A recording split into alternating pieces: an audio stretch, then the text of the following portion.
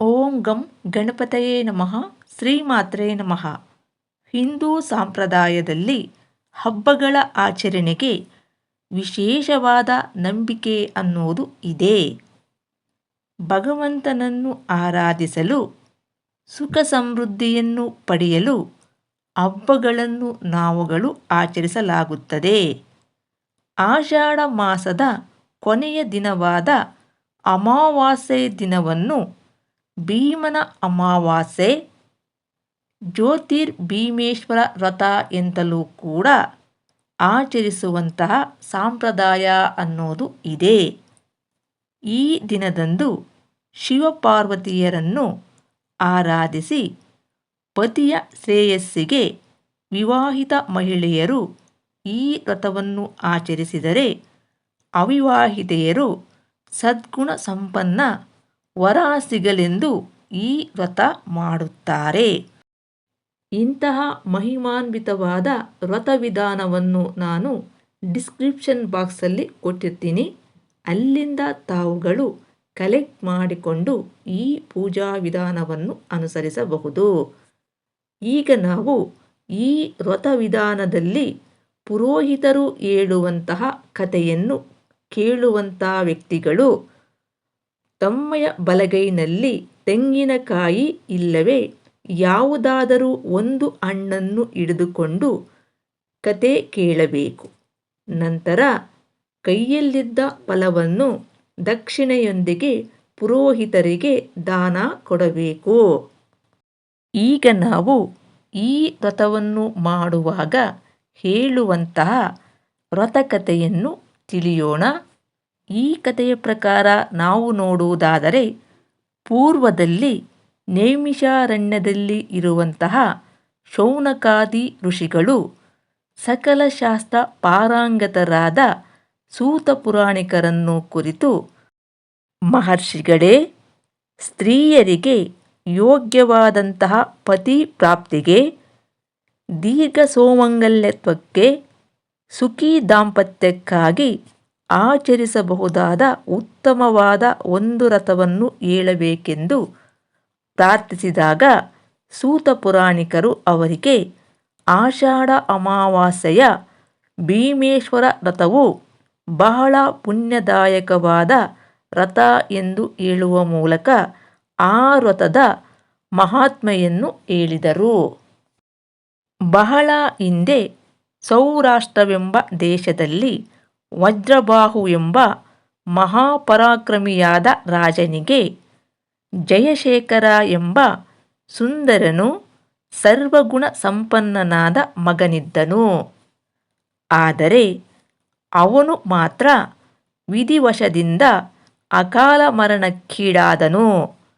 ವಜ್ರಬಾಹುವಿಗೆ ಪುತ್ರಶೋಕ ಬಲವಾಗಿ ತನಗೂ ತನ್ನ ಪಿತೃಗಳಿಗೂ ಕೂಡ ತಿಲೋದಕ ಕೊಡುವವರೇ ಇಲ್ಲದಂತಾಯಿತು ಎಂದು ದುಃಖಿಸುತ್ತಾ ಕೊನೆಗೊಂದು ನಿರ್ಧಾರಕ್ಕೆ ಬಂದು, ನನ್ನ ಮಗನ ಈ ಶವಕ್ಕೆ ಯಾರು ತನ್ನ ಮಗಳನ್ನು ಮದುವೆ ಮಾಡಿಕೊಳ್ಳುತ್ತಾರೆಯೋ ಅವರಿಗೆ ಕೋಟಿ ನಾಣ್ಯಗಳನ್ನು ಬಹುಮಾನವಾಗಿ ಕೊಡುತ್ತೇನೆ ಎಂದು ಡಂಗೂರ ಸಾರಿಸಿದನು.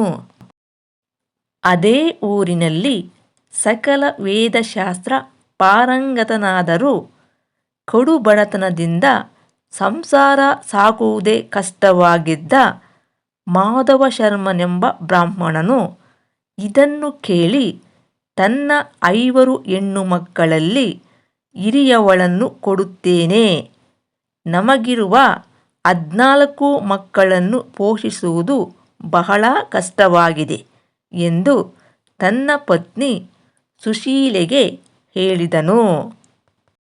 ಆಗ ಸುಶೀಲೆಯು, ಪತಿಯೇ, ಲೋಕದಲ್ಲಿ ಮಗಳನ್ನು ಮದುವೆ ಮಾಡಿಕೊಳ್ಳಲು ಬಹಳ ಆಲೋಚಿಸಿ ಅತ್ಯುತ್ತಮ ಧನವಂತರ ಮನೆಗೆ ಬಡವರು ಹೆಣ್ಣು ಕೊಟ್ಟರೆ ಅವಮಾನ ತಪ್ಪದು ಅಂತ ಕೊಡಲಿಚ್ಛಿಸುವುದಿಲ್ಲ. ಇನ್ನು ನಪುಂಸಕ, ನಿರುದ್ಯೋಗಿ, ಅಂಗಹೀನರಿಗೂ ಕೂಡ ಕನ್ಯೆಯನ್ನು ಕೊಡುವುದಿಲ್ಲ.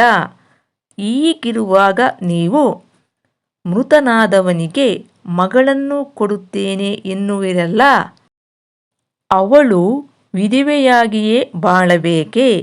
ಇದು ಯುಕ್ತವಲ್ಲ ಎಂದಳು.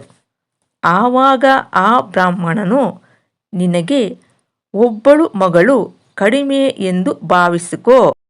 ನಾನು ಮೃತರಾಜಪುತ್ರನಿಗೆ ಹಿರಿಯ ಮಗಳು ಚಾರುಮತಿಯನ್ನು ಕೊಟ್ಟೇ ಕೊಡುತ್ತೇನೆಂದು ಮದುವೆ ಮಾಡಿಕೊಟ್ಟನು. ಮಾತಿನಂತೆ ರಾಜನು ಅವನಿಗೆ 1,000,000 ಹೊನ್ನು ಕೊಟ್ಟನು.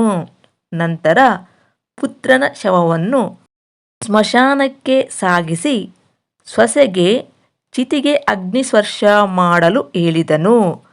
ಆಕೆಯು ಶುಚಿರ್ಭೂತಳಾಗಿ ಸರ್ವಾಭರಣ ಧರಿಸಿ ಯಥೇಚ್ಛ ಮಂಗಳ ದ್ರವ್ಯಗಳನ್ನು ದಾನ ಮಾಡಿ ಭಕ್ತಿಯಿಂದ ಪರಮೇಶ್ವರನನ್ನು ಧ್ಯಾನಿಸುತ್ತಾ ಶಾಂತ ಮನಸ್ಸಿನಿಂದ ಚಿತೆಗೆ ಅಗ್ನಿಸ್ಪರ್ಶ ಮಾಡಿದಳು.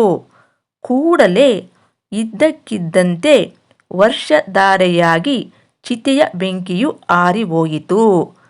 ಸೂರ್ಯನು ಮುಳುಗಿ ಕತ್ತಲಾಗಿ ಸ್ವಲ್ಪ ಸಮಯದಲ್ಲಿಯೇ ಗಂಡಾಂಧಕಾರವು ಆವರಿಸಿತು. ರಾಜಪರಿವಾರವು ಅವಳನ್ನು ಅಲ್ಲಿಯೇ ಬಿಟ್ಟು ಹಿಂದಿರುಗಿತು.